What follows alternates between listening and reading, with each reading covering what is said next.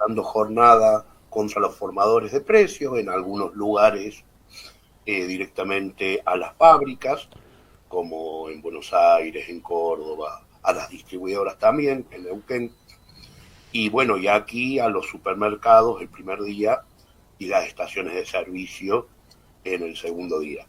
Esto es porque solo 20 empresas Sí, concentran el 74% de la producción y distribución de alimentos en Argentina. claro. Entre ellas están La Serenísima, Arcor, Ledesma, Aceitera General Dehesa, Bunge. Y estas empresas son las que, por no tener competencia, Claro, ponen los precios que quieren, ¿no? La Serenísima, por ejemplo, que estuvieron los compañeros en Buenos Aires, en la planta de distribución de la Serenísima de General Rodríguez, que es la sí, más grande, eh, el gerente de la Serenísima de ahí le reconoció que a ellos el litro de leche le cuesta, lo venden, ya, eso dice él, a 20 pesos, ¿no? claro. Es verdaderamente una enormidad lo que las empresas ganan. Hay empresas como Arcor que han tenido en la pandemia, cuando la economía cayó un 10%, ellos han tenido ganancias del 170%. Claro. Bueno, cuando la gente no tenía ingresos tampoco, ¿no?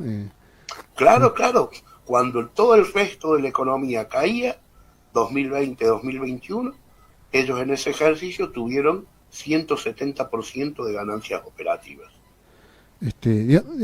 También tiene que ver con, o sea, la mayoría de estas empresas son de propiedad de las multinacionales, casi la mayoría. Hay Eh, muchas que son multinacionales, sí, como, bueno, Danone. Hay otras que son multinacionales de capitales argentinos, como puede ser Arcor, por ejemplo. claro,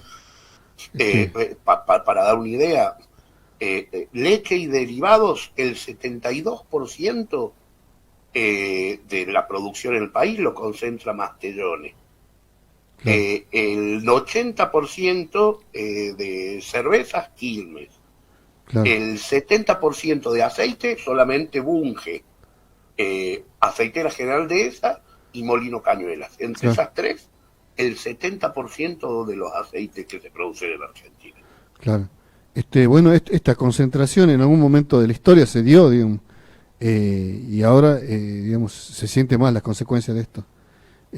¿Vos te acordás más o menos en qué momento pasó esto, digamos, de tener que empezar, Y la digamos, concentración ha sido eh, eh, eh, algo que se ha ido desarrollando durante el tiempo. claro, Si podemos decir un momento, un punto inicial, esto tuvo mucho que ver con la última dictadura militar, claro, donde empezaron a concentrarse estos grupos que fueron, por el otro lado, beneficiados por la propia dictadura, Buquebón, Arcor, con la estatización de la deuda privada. claro, Y luego, con el menemismo, se da un nuevo salto en la concentración de las empresas. Es cuando, por ejemplo, Arcor adquiere parte de Bagley, cuando distintas empresas, LIA, la industria alimenticia, también es comprada por Arcor.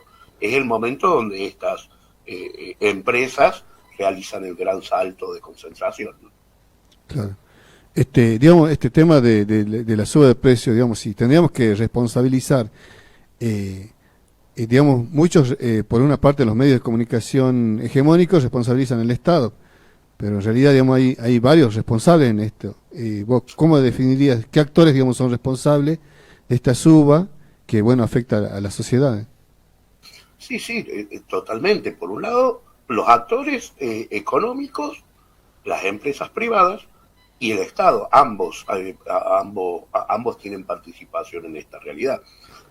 Por el caso de las empresas, porque maximizan sus ganancias, incluso en momentos donde el salario no llega a equiparar a la inflación.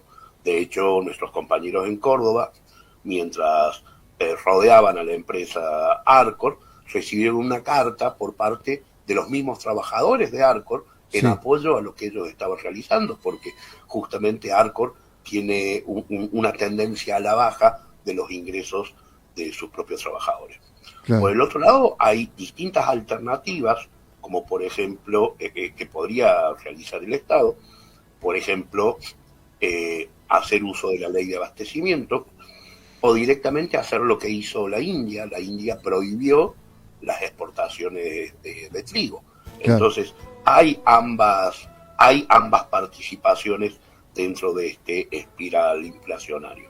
Evidentemente, es las ansias de lucro de las empresas es la que termina poniendo la última palabra, ¿no? Claro. Muchos de, bueno, de los funcionarios del Estado por ahí justifican bueno, el tema de la guerra, ¿no? La guerra, bueno, que ha afectado, ha habido especulación a nivel mundial, en este tema de la suba. ¿Cómo ves vos Sí, eso? la guerra ha aumentado efectivamente los precios a nivel internacional. Pero el tema es que en un país que produce alimentos, como Argentina, y que produce alimentos para 300 millones de habitantes, Claro, que haya hambre es algo totalmente imposible, pero bueno, sucede. Porque hay mecanismos también, como por ejemplo la prohibición de exportaciones, las retenciones, que sirven para desacoplar los precios internos de los precios internacionales. Lo que están haciendo las grandes empresas es, productoras, es exportar, porque bueno, porque el precio internacional ha subido, como quedan menos existencias para vender dentro del país, el precio claro, naturalmente aumenta. Y entonces terminamos en un país que produce sus propios alimentos, terminamos pagando el precio internacional, el precio que pagan países que no producen alimentos.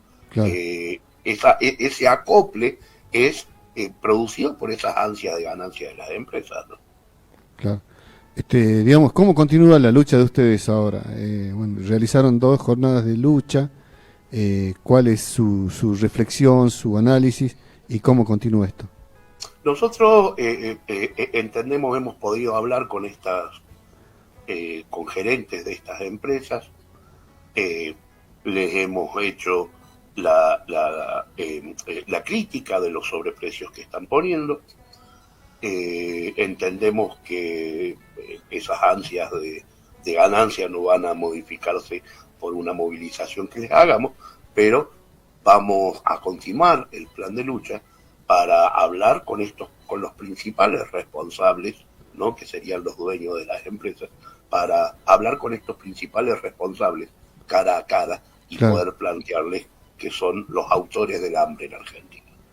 claro. Bueno.